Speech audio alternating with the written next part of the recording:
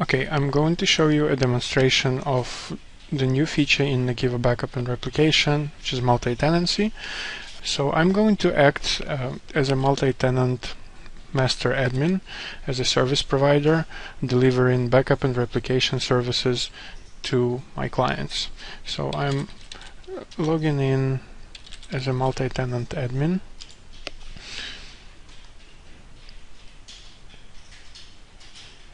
And here in the product I can see icons which represent my clients for which I provide my services. So each client is represented with the company logo, and you can see that each client has a status. So the green OK means that everything inside the tenant is fine.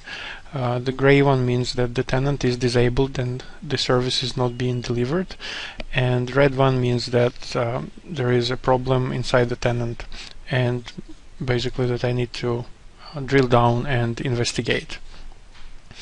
So since I can have multiple tenants, it's critical to be able to quickly find and filter out tenants. So for this purpose, here I have search, where I can type a tenant name and my tenants are being immediately filtered. I can also use the built-in filters, and I can say that I want to see only those tenants which are in the warning state, and here I have the ones only in the warning state. Or I can say that I want to see only inactive tenants, and here are only the inactive ones.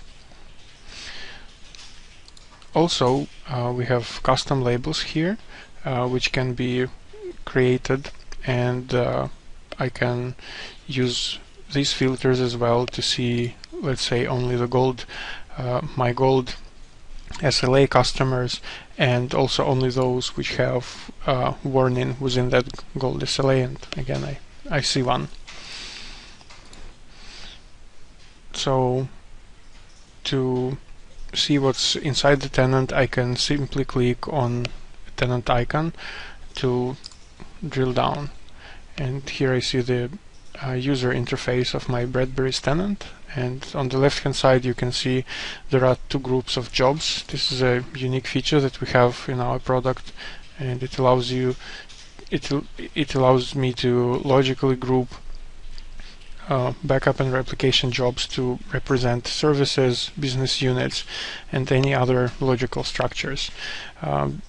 One benefit is that I can get an overview of my jobs and how they are doing. So here at the top I see that I have 0 running jobs, and last time all of them have completed successfully.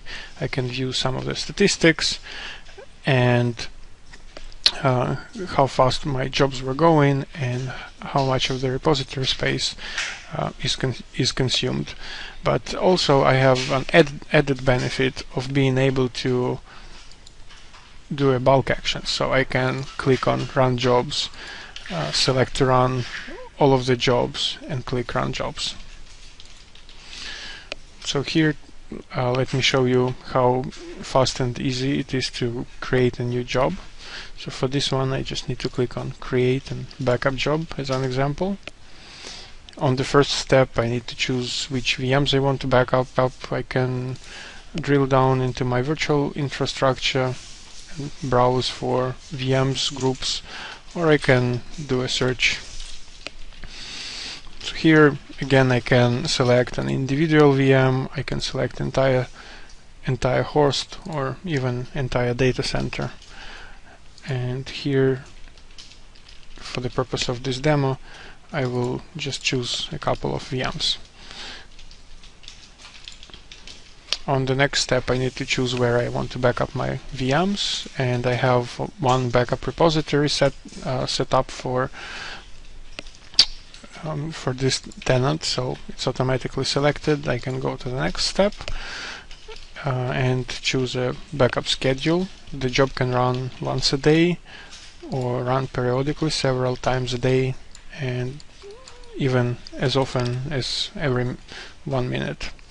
I can specify the time when the job should start, the time when the job should end, and a time zone in which the job should run, as well as specify the days of week on which the job should be started.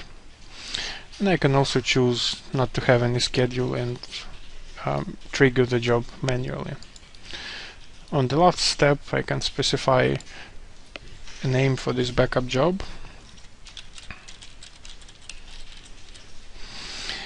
I can choose to enable network acceleration. This is especially useful if going through WAN, where we get a 50% boost on average.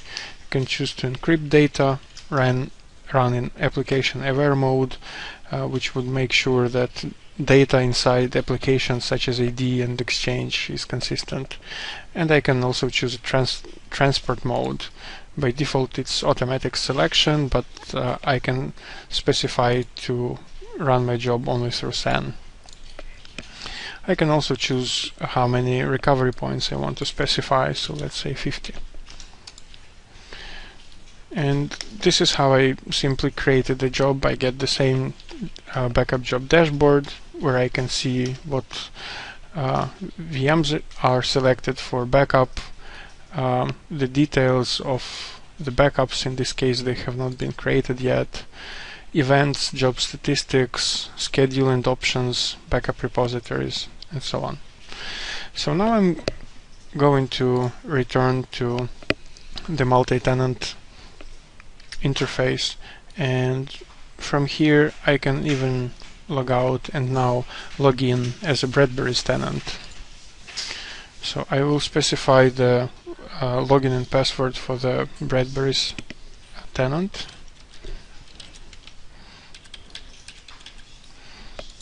Hit login.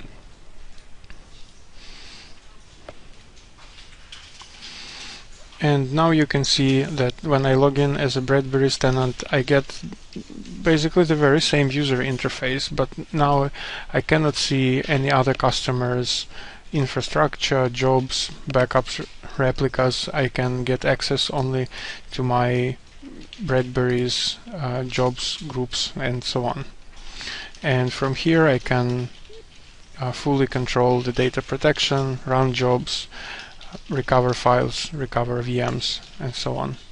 But I also can log in as a Bradbury's guest.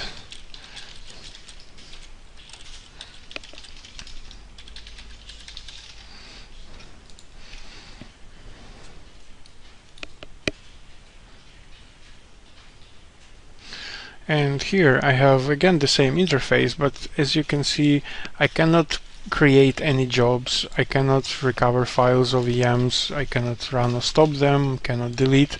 I can only generate a report. So this is, I logged in as a guest and I have only guest access to the product. So this is quickly the demonstration of multi-tenancy capabilities in NAKIVO Backup and Replication version 4.